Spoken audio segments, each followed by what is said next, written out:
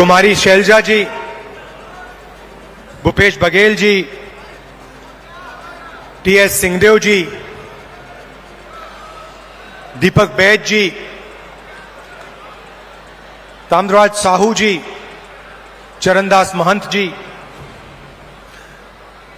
Congress party के मंत्री, MLAs और स्टेज पे वरिष्ठ नेता, हमारे प्यारे कार्यकर्ता, छत्तीसगढ़ के भाई और बहनों, प्रेस के हमारे मित्रों, आप सबका यहां बहुत बहुत स्वागत, नमस्कार।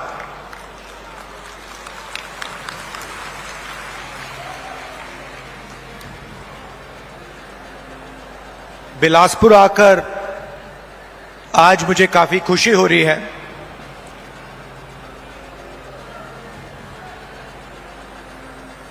बैठा था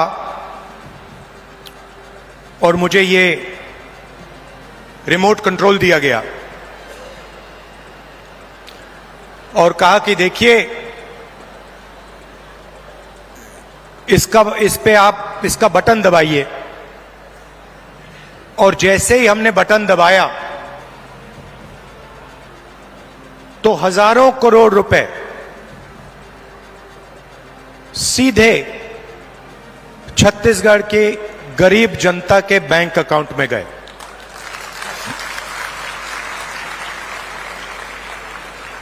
ग्रामीण आवास न्याय योजना में तकरीबन 50,000 लोगों को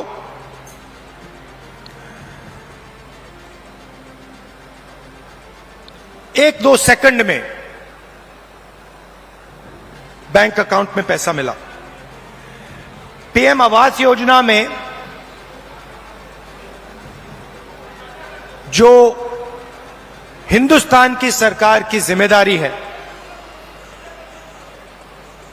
उसमें अभी हिंदुस्तान की सरकार ने जो छत्तीसगढ़ को पैसा देना था वो नहीं दिया है।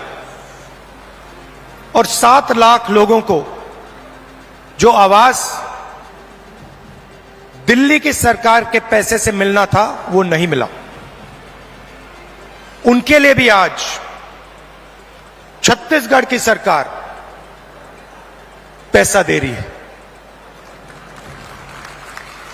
बहुत बार छत्तीसगढ़ की सरकार ने दिल्ली की सरकार से रिक्वेस्ट किया, आपकी जो जिम्मेदारी है उसे आप पूरा कीजिए, मगर दिल्ली की सरकार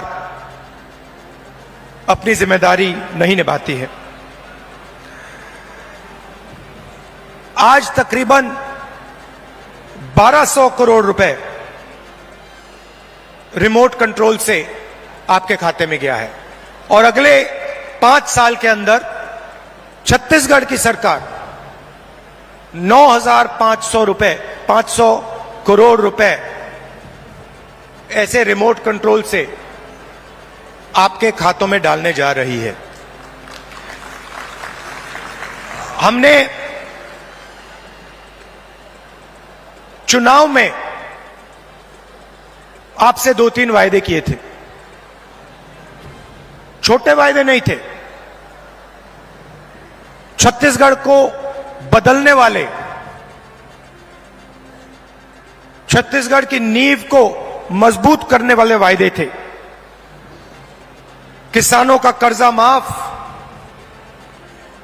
बिजली बिल हाफ और 2,500 रुपए प्रति क्विंटल धान के लिए हमने ये वायदे किए। और देश के प्रधानमंत्री नरेंद्र मोदी जी ने कहा कि कांग्रेस पार्टी इन वायदों को पूरा नहीं कर सकती है। सच्चाई आपके सामने है। हमने जो वायदे किए थे हमने उनको पूरा किया। किसान न्याय योजना में 21,000 करोड़ रुपए हमने छत्तीसगढ़ के किसानों को इनपुट सब्सिडी के माध्यम से दिया। जिन किसानों के पास जमीन नहीं थी उनको भी हम नहीं भूले, उनको 7,000 रुपए प्रति साल कांग्रेस पार्टी की सरकार ने छत्तीसगढ़ में दिया। आदिवासियों को एमएसपी फॉरेस्ट प्रोड्यूस के लिए और देश में सबसे बेहतर फॉरेस्ट राइट एक्ट का इंप्लीमेंटेशन छत्तीसगढ़ की सरकार ने किया। स्वास्थ्य में 5 लाख रुपए परिवार के लिए 70 लाख परिवारों को फायदा मिला। 380 अंग्रेजी के स्कूल खोले और 42,000 वैकेंसियां भरी। 1.3 लाख युवाओं को 2,500 रुपए महीना का दिया। यह आप जानते हो। दूसरी तरफ भी रिमोट कंट्रोल है। बीजेपी का रिमोट कंट्रोल, वो भी उसको ऐसे ही दबाते हैं, मगर हमने रिमोट कंट्रोल को कैमरा के सामने दबाया। बीजेपी छुपे छुपे रिमोट कंट्रोल दबाती है, नरेंद्र मोदी जी दबाते हैं। जैसे ही रिमोट कंट्रोल दबता है, एक तरफ अदानी जी को बंबई का एयरपोर्ट मिल जाता है, फिर से दबाते हैं, अदानी जी को रेलवेज का कॉन्ट्रैक्ट मिल जाता है, फिर दबाते हैं, इंफ्रास्ट्रक्चर मिल जाता है। तो 2 रिमोट कंट्रोल चल रहे हैं। ये हमारा वाला सबके सामने चलता है, हम इसको दबाते हैं, किसानों के खाते में पैसा जाता है। 2,500 रुपए क्विंटल धान में आपको मिलता है। अंग्रेजी स्कूल खुलते हैं।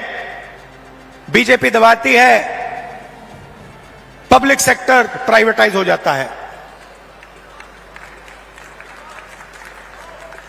आपका जल, जमीन, जंगल, उनका छुपे छुपे बटन दबता है, अदानी जी के हवाले हो जाता है।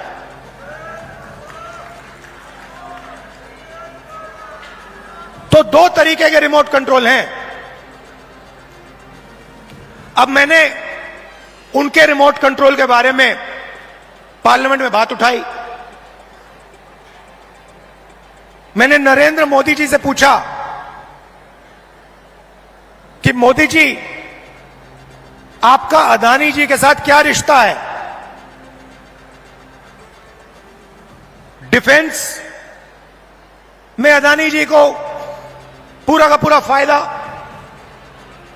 पोर्ट्स में पूरा फायदा, एयरपोर्ट्स में पूरा फायदा। आपने 5 किसानों के कानून, काले कानून बनाए, उसमें उनको फायदा देने की कोशिश की। तो मैंने उनसे पूछा, नरेंद्र मोदी जी, आपका रिश्ता क्या है? उनके हवाई जहाज में आप जाते हो, रिश्ता क्या है? जवाब मिला, मेरी लोकसभा की सदस्यता रद्द कर दी।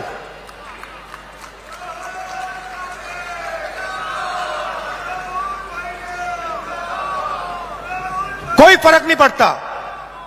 हम कांग्रेसी हैं, हम सच्चाई रखते हैं आपके सामने। हम आपसे झूठे वायदे नहीं करेंगे और हम जो कहते हैं वो करके दिखाते हैं।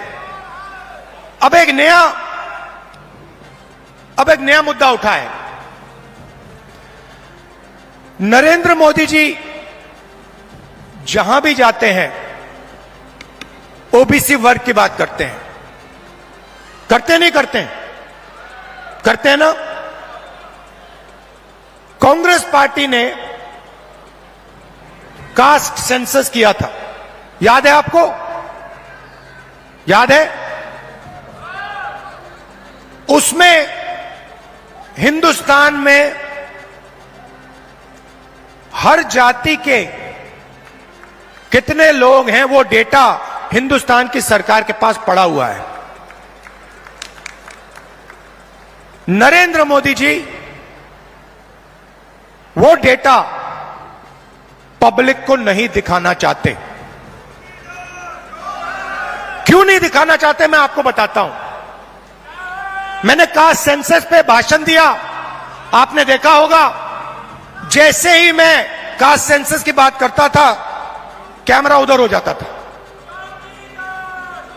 ठहरिए ठहरिए ठहरिए,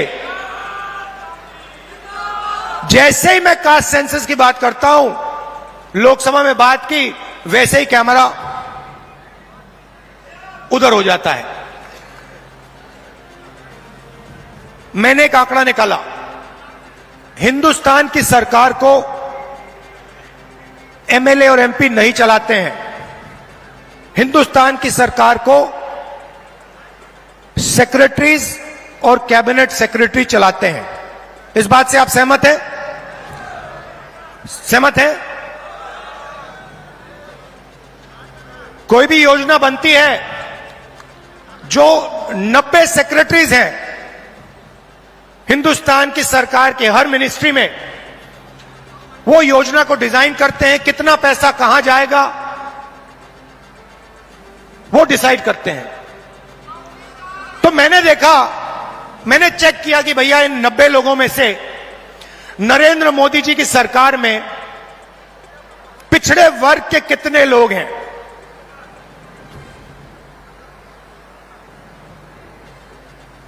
आप हिल जाओगे।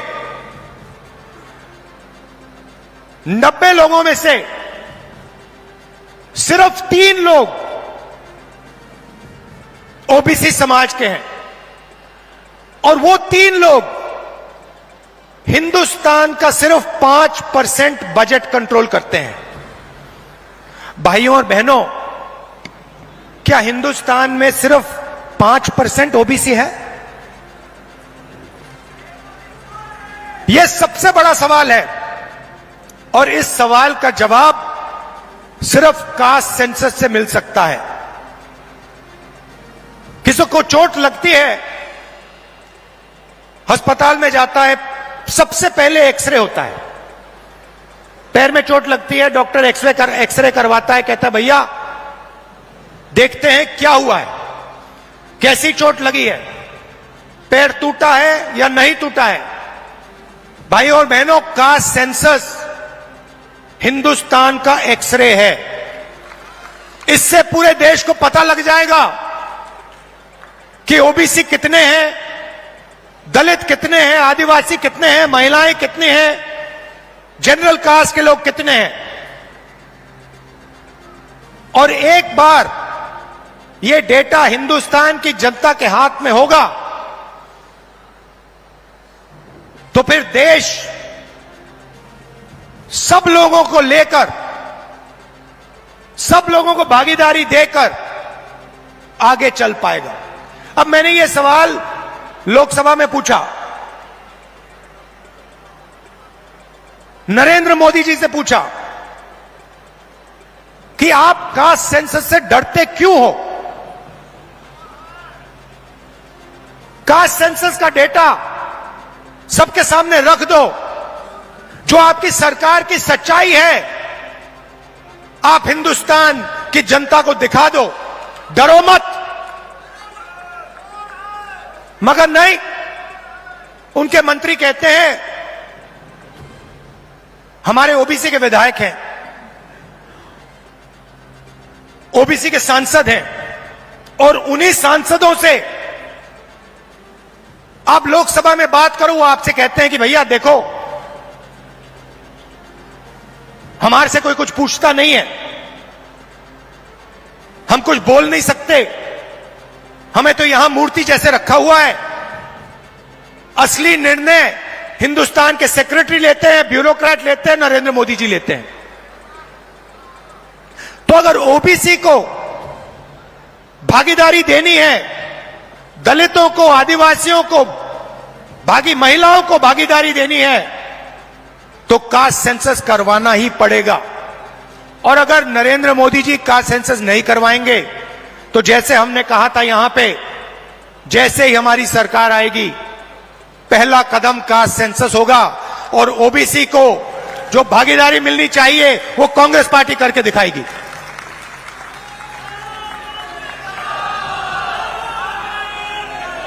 आप सब यहां आए, दूर दूर से आए, हमारी बात सुनने आए, आपने अपना कीमती समय हमें दिया, इसके लिए दिल से बहुत बहुत धन्यवाद। और एक बात मैं कहना चाहता हूं, एक बात कहना चाहता हूं। देखिए, कांग्रेस पार्टी जहां भी सरकार चलाती है, चाहे वो राजस्थान हो, हिमाचल हो, छत्तीसगढ़ हो, कर्नाटक हो, हम जनता की सरकार चलाते हैं। कर्नाटक में हमने 5 वायदे किए, ऐतिहासिक वायदे। चुनाव जीतने के एकदम बाद कैबिनेट ने 5 वायदे पूरे कर दिए। छत्तीसगढ़ में हमने वायदे किए थे, पहली कैबिनेट मीटिंग में हमने वायदे पूरे करे, और यही हमने हिमाचल में किया, यही हमने राजस्थान में किया। हम आपसे 15 लाख वाले झूठे वायदे नहीं करेंगे, और हमारा रिमोट कंट्रोल जो चलता है सबके सामने चलता है। हमारी अदानी जी की सरकार नहीं है, हमारी किसानों की, मजदूरों की, दलितों की, आदिवासियों की, पिछड़ों की, कमजोर वर्गों की सरकार है। बहुत बहुत धन्यवाद, नमस्कार, जय हिंद।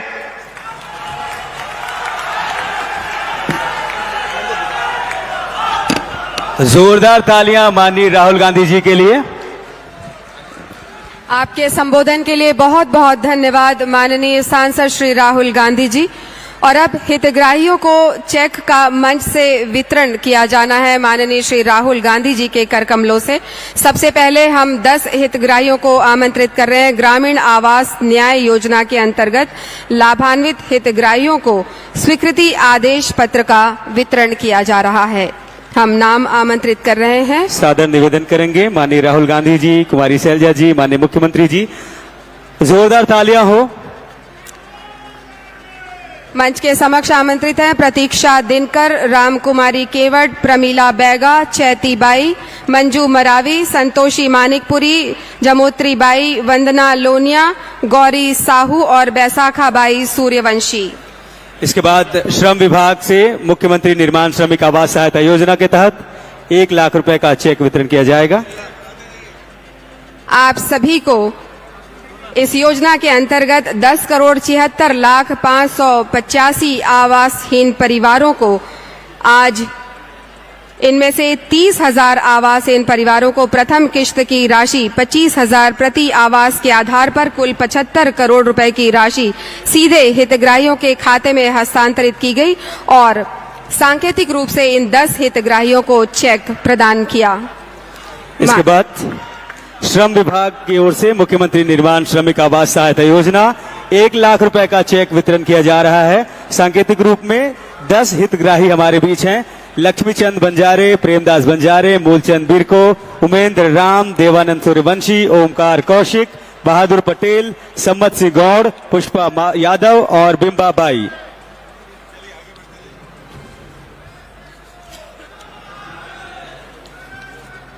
अगले क्रम पर हम आमंत्रित कर रहे हैं शिक्षा विभाग से शिक्षक नियुक्ति आदेश पत्र का वितरण हम आमंत्रित करते हैं। वंदना साहू जी को, शिवांगी शर्मा, कविता वर्मा, नेहा टोपो, विनीता बंजारा, चंद्र प्रकाश क्षत्रिय, ओम प्रकाश सूर्यवंशी, ललित कुमार देवांगन, ज्ञान प्रकाश, मनीष निर्णयचक। और हम आपको बताना चाहेंगे कि माननीय मुख्यमंत्री जी की घोषणा के अनुसार शिक्षकों की भर्ती की गई है और उनमें से करीब लगभग सभी शिक्षक यहाँ पर उपस्थित हैं जो कि बस्तर और सरगुजा अंचल से हमारे बीच आए हुए हैं।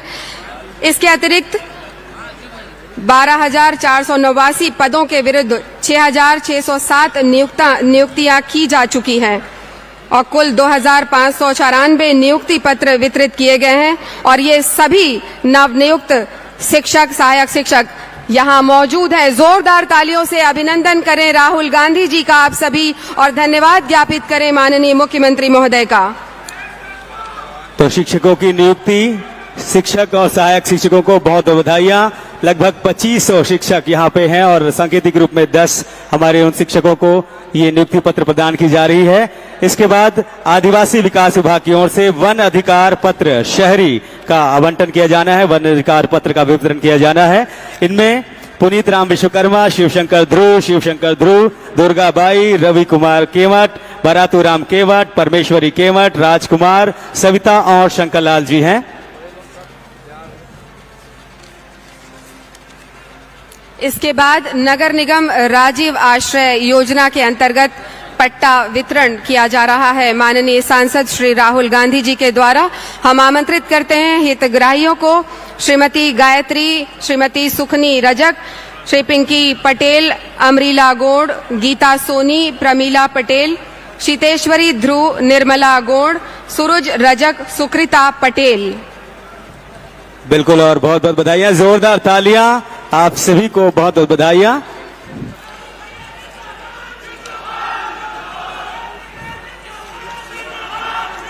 इसके पश्चात कौशल विकास विभाग की ओर से डीएमएफ के माध्यम से गारमेंट फैक्ट्री के लिए 20 लाख रुपए का चेक रिवॉल्विंग फंड प्रदान किया जा रहा है नंदिनी साहू जी को।